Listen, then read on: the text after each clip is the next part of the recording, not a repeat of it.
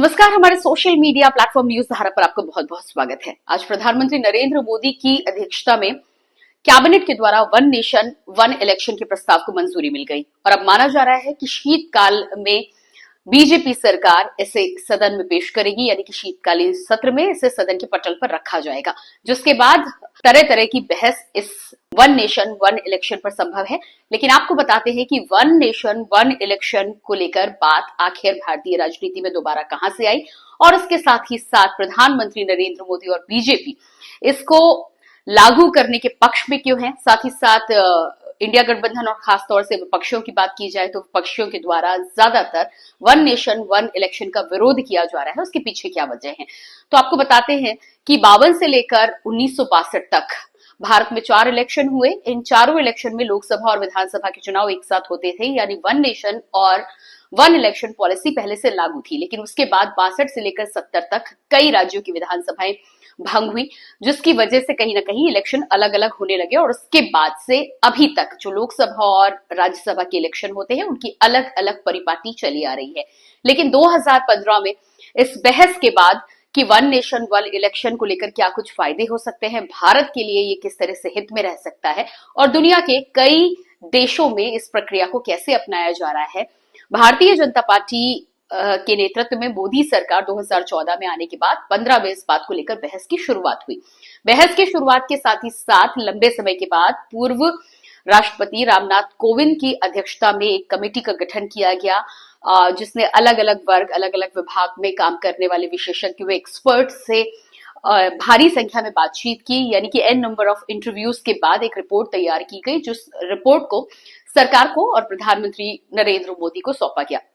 जिसके बाद आज इस प्रस्ताव को कैबिनेट की मंजूरी मिल गई है। अब देखना यह है कि सदन में जब ये बिल पटल पर आता है तो किस तरह की बहस शुरू होगी। सबसे पहले बात कर लेते हैं भारतीय जनता पार्टी की। प्रधानमंत्री नरेंद्र मोदी जिस तरह से बीजेपी का बड़ा चेहरा है और भारतीय जनता पार्टी 2029 के चुनाव को लेकर भी प्रधानमंत्री नरेंद्र मोदी के चेहरे पर ही भारतीय जनता पार्टी और आगे की राजनीति को टारगेट रखना चाहती है।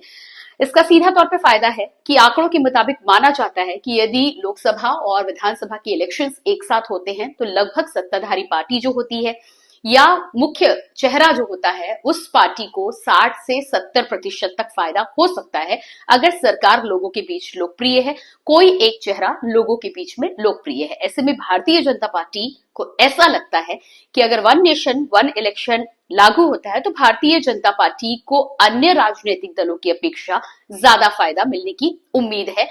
ये आंकड़े कहते हैं और भारतीय जनता पार्टी भी कहीं ना कहीं इस पर भरोसा करती है। अब भारतीय जनता पार्टी के साथ तमाम राजनीतिक दल जो इस समय हैं, उन्होंने इस प्रस्ताव को मंजूरी दे दी है या नहीं, कहीं ना कहीं इसके पक्ष में है। मुख्य विरोध विपक्षी पार्टियों को और इंडिया गठबंधन के दलों को है। उसका सबसे बड़ा कारण ये है कि अलग अलग राज्यों में विपक्षी दलों की जो सरकारें हैं, अभी तक उन्हें लगता है कि केंद्र और राज्य के मुद्दे अलग अलग होते हैं।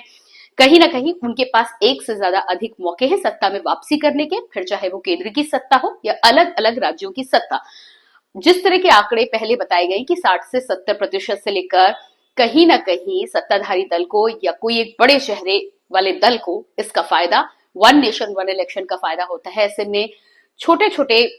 राज्यों में जो क्षेत्रीय पार्टियां हैं, जो नेशनल लेवल पर जिनकी पहचान अभी तक उतनी नहीं बनी है, जैसे कि अलग अलग राज्यों की आप बात कर रहे हैं, उत्तर प्रदेश, बिहार, बंगाल,